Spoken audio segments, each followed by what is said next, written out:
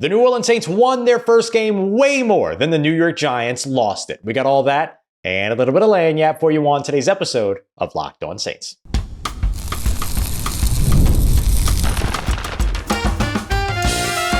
You are Locked On Saints, your daily New Orleans Saints podcast. Part of the Locked On Podcast Network, your team every day.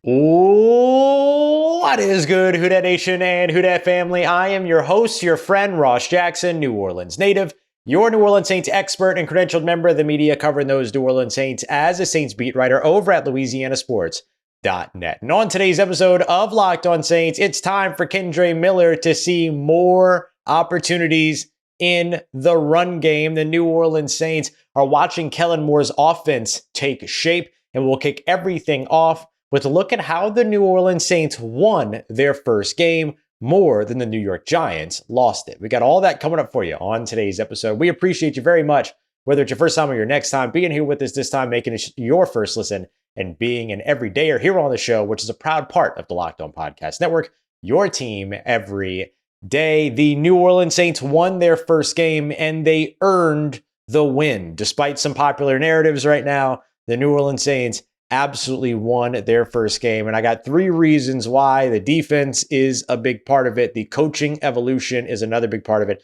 And the secondary is the last big part of it. So we're going to separate kind of defense and secondary. Maybe we'll break that down to front versus secondary. But there were just some spectacular things going on in the New Orleans Saints secondary during this game. But I wanted to discuss this because this is always kind of the thing that happens with young or rebuilding or even struggling teams, which I think the Saints now check all three boxes, starting 0-4. No way to say that they weren't struggling, right? Even though it was completely expected and understood that would probably be the way that their season would start, it's still a struggle to go through an 0-4 start and then to come out here and win a football game. Like, there's some mental fortitude that's necessary for a club in those types of situations. But then, it becomes, oh, well, the Saints might not win a football game. The Saints might not win a football game. They're the worst roster in the NFL. They're the worst team in the NFL, all these other narratives. And all of a sudden they win a football game in a convincing fashion, not one that convinces you that they're anything other than what they are, which is a young, rebuilding,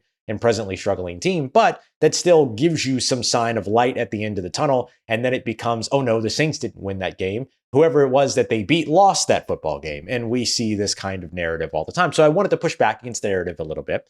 The first thing that I want to mention is that the New York Giants had just beaten one of the best teams in the NFL in the Los Angeles Chargers before traveling here to New Orleans to play against the New Orleans Saints. And you'll bear in mind, too, that Sunday night, the New England Patriots, who now come to town this coming weekend, beat the Buffalo Bills on Sunday Night Football. And there was no conversation about how the Bills lost that game, just everything about how it was that the Patriots won that game, when there are some things that you can point to when it comes to the Bills in terms of self-destruct mode and the things that they could have done better on that side. So it's always very interesting to just sort of see the dichotomy of the narrative around the teams and things like that. But rather than diving into all of those things that are kind of larger overarching narrative stuff, let's be more specific. The New Orleans Saints on the defensive side of the football took the football away. And I'm not talking about lucked into anything. I'm not talking about any, maybe they lucked into Jackson Dart fumbling a football for no reason, but still being able to jump on that football and get a recovery. Oftentimes when you have a non-contact fumble like that,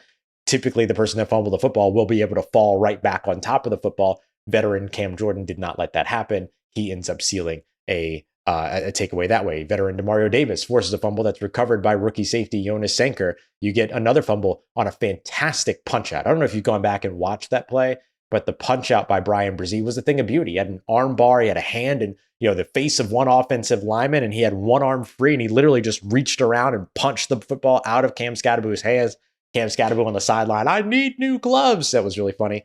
But it was recovered by Jordan Howden and taken to the house. Not on any easy task. Thank goodness Kool-Ad McKinstry didn't give up on the play, because Darius Slayton might have been able to catch up with Jordan Howden from behind him, but it was Kool-Ad McKinstry throwing a block down the field, or at least trying to get in his way without drawing like a block in the back penalty or anything like that. That sealed Jordan Howden being able to take that one back to the house. You get the 2 interceptions by Kool-Ad McKinstry as well, and then the game ends on a turnover on downs that maybe could have ended a little bit earlier if there wasn't like the worst roughing the passer call I've ever seen in my life in person.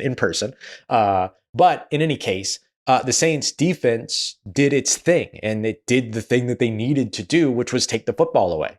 And you might say, oh, well, did they take the football away or did the New York Giants give the football away?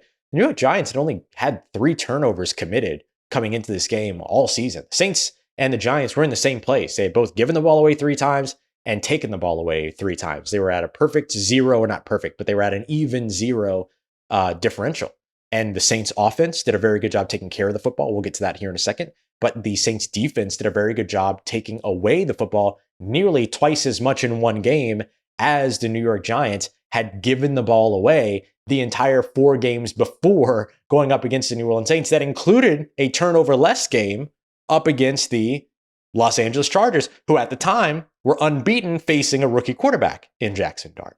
And so that's one of the reasons why I say, yeah, it was more about the New Orleans Saints taking the football away over the defensive side than it was about the New York Giants giving up the football on the defensive side. That much is also evidenced by 5 consecutive drives. That does not happen very often in the NFL, to where a defense forces a turnover on 5 consecutive drives. The last time that it happened in the league actually was in 2016. It was the Kansas City Chiefs going up against the New York Jets. There were 8 total. The Chiefs had 8 total takeaways in that game, including 5 in a row. And the last time the New Orleans Saints did that was in 1991. I almost said 2021. No, 10 years more than that. 1991, obviously a phenomenal defense that year. They actually did that twice in that season. So I wanted to give the New Orleans Saints defense its flowers for doing something that, again, doesn't necessarily mean that this team's all of a sudden the greatest team in the world or the best team we've ever watched play football or that they're even a playoff or postseason appearance team at this point. I think there's no reason to expect that. And there's no reason to expect all of a sudden they're going to rip off some big winning streak, although it'd be fun to cover. But the Saints simply did what it was that they needed to do, showed that they had a light at the end of the tunnel. And a lot of it came from some of their young defensive players, as we broke down in yesterday's episode, if you want more on that line of thinking. The offense's role continues to expand. And I love the fact that this offense is now under center and out of shotgun and out of pistol. That Taysom Hill is back and able to get mixed in at quarterback every now and then. That Kendre Miller is now playing the complementary role to Alvin Kamara. We'll get to that in a little bit as well. But then just an offense that doesn't put the football in harm's way, an offense that doesn't put the football on the ground very often, all those other things. Like the Saints didn't shoot themselves in the foot, which would have allowed the Giants back into this game. They did a good job keeping their distance. Even that 4th and 5 completion between Spencer Rattler to Rashid Shaheed, which isn't going to be talked about very much, obviously very impactful and very necessary in that moment to be able to put that game on ice, get another 3 plays out of that to continue to bleed that clock. And then finally, the secondary. The Saints secondary, which mind you has 1, 2, 3, actually really had 5 after Justin Reed was out with a concussion, had 5 guys on rookie contracts on that field. The corners in Kool-Aid McKinstry, and then rookie Quincy Riley, as well as a guy on a rookie contract still in Alontae Taylor. He had another rookie in Jonas Sanker, and then after Justin Reed was hurt, Jordan Howden stepped in. He's still on a rookie contract in his 3rd year as well. And the way that those guys mixed and molded and covered each other and communicated so well in the back end, there are these plays to where coverage gets carried out to go and take away a certain route. And when that area is vacated, you can see the whole defense rotate to fill that gap. And then another player rotates in to fill that gap. That's the kind of communication and just the nature of what a Brandon Staley defense needs to be able to do. And I thought the New Orleans Saints defense, in particular, its young secondary, did a very good job of that. So those are 3 reasons why I think that the Saints won. Oh, and I didn't even mention the offensive line giving up no sacks. He gave up a lot of pressure, surrendered a lot of pressure, but that's to be expected going up against 3 premier pass rushers, as well as a phenomenal interior defensive lineman in Dexter Lawrence. But 0 sacks up against that front is a humongous win for this New Orleans Saints offensive line, which, by the way, was down a starter in the midst of all of it. And so that's why I say that the New Orleans Saints, with all of that stuff taken into account, won their game up against the New York Giants more than the Giants would go on to lose it. Coming up next, New Orleans Saints offense is continuing to take shape and Kellen Moore's vision is becoming clear. We got that coming up for you next as we continue on with today's episode of Locked On Saints, part of Locked On Podcast Network, your team every day. This episode is brought to you by our friends over at PrizePicks, the easiest and, in my opinion, most fun way to play daily fantasy sports. We all make decisions every single day, but over at PrizePicks, being right can actually get you paid. So don't miss out on the excitement this football season with PrizePicks, where it's good to be right. It's super simple. It takes less than 60 seconds to get your first entry in. All you got to do is pick more or less on 2 to 6 players on their stat projections over at PrizePicks. And if you get those right, you can walk away with real cash. That includes doing things like Josh Allen passing yards, right? Whatever the projection is, more or less. Saquon Barkley rushing yards or rushing touchdowns, more or less. It's that easy. And then bang, you're in the game after that. I love PrizePicks because I love the fast and easy payouts because you win a lot over on PrizePicks. And I just love how easy it is to get in the game as well. It allows you to take takes as opposed to having to worry about all of these different transactions and all that other kind of stuff. So download the PrizePicks app today and use the promo code LOCKEDONNFL. You get $50 in lineups when you play your first $5 lineup. That's code LOCKEDONNFL for $50 in lineups. If you play your first $5 lineup, PrizePicks, it's good to be right. All right, family, we're watching Kellen Moore's offensive vision start to really fall into place, at least the version that we're going to see here in 2025. I can't stress enough how different this offense looks weeks 1 into week 2, week 2 into week 3, week 3 into week 4, and so on. There's so much that kind of changes about this offense on a weekly basis. We saw the Saints start very heavy in shotgun with a little bit of motion and not so much play action, not being able to get the run game really starting to go early on in week 1 up against the Arizona Cardinals. Then we saw the run game start to become a little bit more of a focus up against the San Francisco 49ers, but really still kind of the coordinated effort was behind that passing game, although the run game really started to get going. Remember, Alvin Kamara, 99 rushing yards in that game, almost had his first 100-yard rushing game of the season in that one. Then you get into Seattle, where that game just kind of, fell out of the bottom very, very quickly. There was not a lot going on there. But then as you got into Buffalo, you saw this team learn from the mistakes that it had during the Seattle game, the pre-snap penalties. Remember that? All those other things. They go into Buffalo and they take their offense and they go from being in shotgun to moving under center and in pistol, which is where they did a very good job getting some of their run game going, but going under center, which allowed them to be able to do a little bit more of the run game, be able to take advantage of play action opportunities with turning the back and kind of hiding the mesh point and those things from the defense, which has a bit of an impact, right? Then you go beyond that to their usage of motion, their usage of play action, their usage of being able to be at the line of scrimmage in a hostile environment and being able to communicate at the line because they were under center and being able to use a vocal cadence rather than a silent count or a silent snap count and things like that. There's a lot of those kinds of benefits that have come from, practical nature of what it is that Kellen Moore has been doing. But you're watching the offense build off of that as well. So last week, they were very successful running out of under center formations and out of pistol formation. They go into this week, and the biggest play, an 87-yard touchdown coming out of the break, was out of under center. It was a 13 personnel look, meaning that there were 3 tight ends, and there was just 2 routes being run on that play. And it was under center play action with some motion before the snap. The Saints ran motion more than 40% of their snaps in this game, nearly 50% in this game up against the Giants. Another big kind of continuing evolution, the usage of motion for this team, the variety of motion that they use, all those other pieces.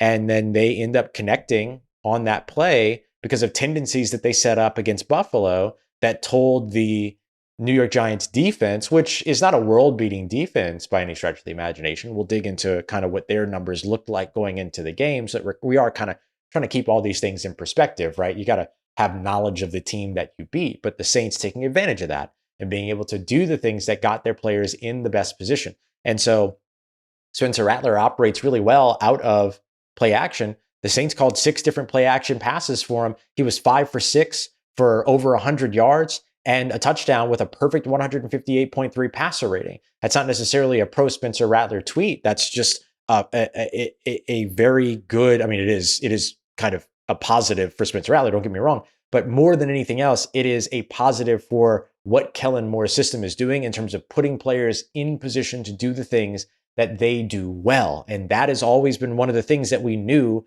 that Spencer Rattler could do well, playing out of play action and being able to come out of those play action looks and find the right receiver, make good choices, all of those pieces. And so to see the big 87-yard connection come from that, and oh, by the way, talk about putting a player in position to do what it is that they do best. How about Rashid Shaheed crossing the entire field and then getting hit perfectly in that sort of, hash to numbers gap there and being able to take that one upfield for a touchdown, or downfield for a touchdown. All of that is about putting players in position to do the things that they do well. How about Kendre Miller rushing for 4.1 yards per carry on offense?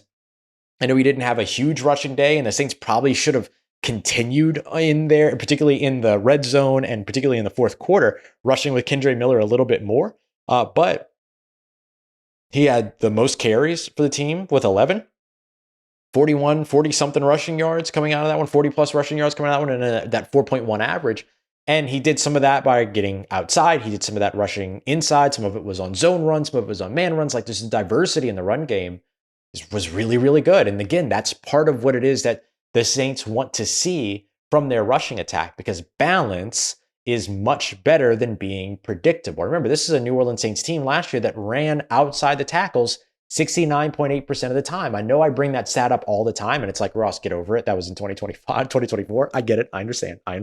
However, that made that offense very, very predictable. And then there were other things, other cornerstones that were really predictable over the course of the past couple of years. Remember the Keith Kirkwood and Lynn Bowden days, where anytime those guys were on the field, the Saints were running? Well, last year it was 46. It was Adam Prentice. Anytime that he was on the field, told you exactly what it was the Saints were going to do. It doesn't feel like the personnel is being utilized in such a way here in New Orleans now that it's telegraphing anything to the opponent, but instead maybe it's telegraphing the wrong thing to the opponent on purpose, like the usage of that 13 personnel when they had 3 tight ends in the formation there and then bombed it deep out of a clear rushing format or a clear rushing picture, right? Look on the offensive side on a 1st and 10. And so those are the kinds of things that I think you look back at and you can kind of see over the course of the year, the way that it's all grown. So I do feel very much like Kellen Moore's offense is coming to fruition. It's taking shape. It's getting where it needs to go. Now, again, they did it against a not so fantastic defense in the New York Giants. We're talking about a team that was 29th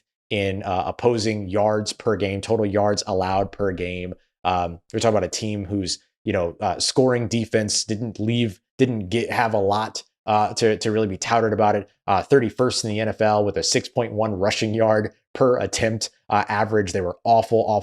29th in the NFL in terms of rushing yards. I get it. They were not the strongest defense, but to see the play calling and to see the way that the scheme and system and philosophy and identity is taking shape, none of that has to do with what your opponent is doing. That has everything to do with the decisions that you're making as a coach and the execution that you're pulling off as a team. So again, I'm not here to try to sell the New Orleans Saints as this great team or anything like that, but I am here to say that the New Orleans Saints are putting the pieces in place for them to be able to build that foundation where they can continue to build their future and their identity off of. So it feels like the Saints team under Kellen Moore is finally starting to find its identity, and the execution is beginning to match what that identity can be, right? In terms of being able to execute what it is that the identity is. You can have the philosophy, the play calls, you can have all of it you want. If you can't execute it, you can't execute it. The Saints don't look like they're having that problem, or at least it looks like they're having less and less of that kind of problem as a new team, learning a new offense and learning the new mechanics under a new and first-time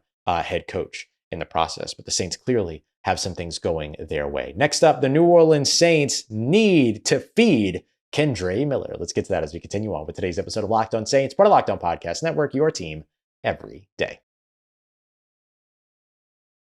Today's episode of Locked On Saints is brought to you by our friends at Mazda. Mazda crafts cars for those who do more than simply move. They try to deliver confidence with every ride as well, with more IIHS Top Safety Pick Plus awards than anyone else as of August 2025. I love a Mazda vehicle. I love some of the SUVs and also those crossover SUVs that they have, which, by the way, come with all-wheel drive standard to make sure that you're able to drive with confidence through almost any season. They also make sure that you can take those everyday drives and make them feel like anything but, with the smooth handling and intuitive controls that they provide. And they bring a lot of that same attention to detail of your favorite athletes with every single model, including the metallic accents and the available Napa leather upholstery as well. Just like the players that you know and love, Mazda sweats every detail, because when you make every move count, impossible becomes irrelevant. Mazda, move and be moved.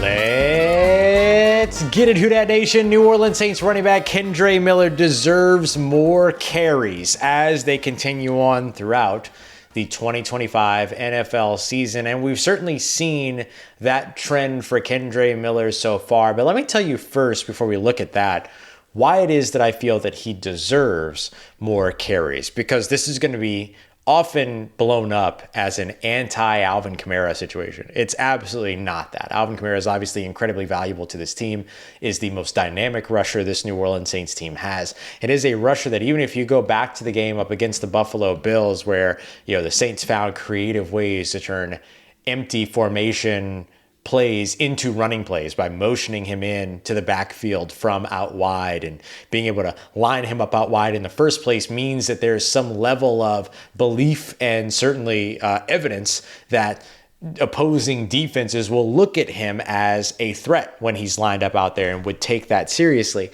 And so they ended up doing that. And then he went back to the sideline and said, hey, I've got, a little bit of an adjustment to make with that. And based upon what the defense was doing, and they implemented that again. They went 17 yards first time, 12 yards the second time. Like, those are things that a veteran running back can give you that a Kendre Miller can't. So this is not all right, it's time to start phasing out Alvin Kamara and phasing in Kendre Miller type of content here. But what my suggestion is, more simply than that, and more logically than that, is having both players continue to get snaps, having both players continue to have an impact makes each of them better. Kendre Miller is better the more that he gets the opportunity to run and build a rhythm. Alvin Kamara is better when he is being utilized efficiently in both the rushing and passing game, as opposed to being overutilized or over relied upon in between the tackles, for instance. We've seen that in recent years. Well, probably not last year, but going back to like 2023, 2022, where he was rushing in between the tackles, having to be a bit more of a bell cow back than he typically is. But so far throughout the season, we've watched Kendre Miller tick up from 5 carries in each of the first 2 games to 7 carries in the third game to 11 carries a game ago to 10 carries just on Sunday up against the New York Giants. And we're watching his averages turn out pretty well. 4.8 in his first game, 3.9 in his third game, 5.9 in his fourth game, and then 4.1 last week up against the New York Giants. He had the 1.6 yard game per carry up against the San Francisco 49ers, but that was a game where the Saints kind of struggled to run anybody but Alvin Kamara in that game. Hence why having both is very, very important. Kendre Miller had his second highest career total in rushing yards just 2 weeks ago in Buffalo, up against the Buffalo Bills with 65 rushing yards during that game. So the highlight here is that, of course, you want to keep both of them involved, but having the opportunity here to build off of what Kendre Miller has done so far, averaging 4.3 yards per carry so far this season, gives you a bit of an idea of how it is the Saints could finally have that tandem again, a la Mark Ingram, Alvin Kamara, a la Latavius Murray, probably more appropriately, and Alvin Kamara. Just having those two guys in the backfield that kind of support one another and whose rushing styles complement one another, getting the other guy, that second guy, more opportunities bolsters your top guy in Alvin Kamara as well. So all of that to be said. And then eventually Devin Neal will get his opportunity to get more involved as well, whether that be because of availability purposes or just simple development purposes, whatever that might be. Saints will figure that out in time. But I do think that getting Kendre Miller available, or while having him available, getting him more involved, rather, I think is going to be something that the Saints will continue to look to do. And knowing that if they need to overload on one of those running backs, then probably Alvin Kamara is the guy to do that with. He is the veteran. He is the dynamic piece after all. But let me give you this one tidbit about Kendre Miller. Kendre Miller's got 38 carries on the season so far. If you look back at all players that have at least 20 carries, all running backs that have at least 20 carries for the New Orleans Saints by a season's end, Kendre Miller leads and has the most yards after contact with 4.4 yards after contact so far this season. That's the most since 2018 for a New Orleans Saints running back with at least 20 carries in a season. Dwayne Washington, who averaged 4.5 yards per carry on 27 carries in that season. This is one of the reasons why I do think that getting Kendre Miller the ball a little bit more, as the Saints have shown that they're doing, makes a lot of sense. Because Kendre Miller is the type of guy that beats up a defense. It's just simply put, he's the type of guy that makes a defense worry about having to tackle him. He's the type of guy that makes a defense tired of tackling him. And that makes a defense weaker. That makes a defense more busted. That makes a defense more tired. And that allows you to be able to take advantage and maybe greater efficiency in the process when Alvin Kamara gets the ball in his hands in those situations. So I just wanted to highlight the progress that we're seeing from Kendre Miller and the metrics that back it up, that he should continue to be more involved in this New Orleans Saints rushing game. He absolutely deserves it. And as long as he stays healthy, he can be a big time asset to Alvin Kamara in the meanwhile as a partner in that backfield, not trying to replace him in the backfield, but serving as a complementary piece to one another. Lastly, I wanted to highlight something that Kellen Moore mentioned on Monday. I asked him a little bit about what it was that led him to rule out Chase Young, New Orleans Saints defensive end, so early last week. Remember, the Saints, who had been taking that all the way down to Friday, the previous weeks, they ended up ruling him out on Wednesday, and much earlier point in the week. And I asked him about that, and he kind of put that on just giving him a little bit of a lighter mental load, right? Not having to worry about what people are saying or questions that are being asked. He's out. That's it. He's done. Don't worry about it anymore. And kind of giving him a little bit of a relaxing week. So we'll see what that means going into this week, as the Saints would certainly love to have him in there, considering that they are one of the lowest teams in the NFL right now with just 28% pressure percentage. Coming up in tomorrow's episode, Film Watch Wednesday, we'll dive even further into this big time win for the New Orleans Saints. We appreciate you very much as always. Make us a part of your day, part of your routine for saying yes to me on the show. If you see me, please say hi. If you need anything else around your New Orleans Saints in between these episodes, make sure you follow me on your favorite social media at Ross Jackson, NOLA. Hit me up. Let me know how the family's doing, how you living. Let me know how you momming them. And trust Who Dat Nation, I'll holla at you.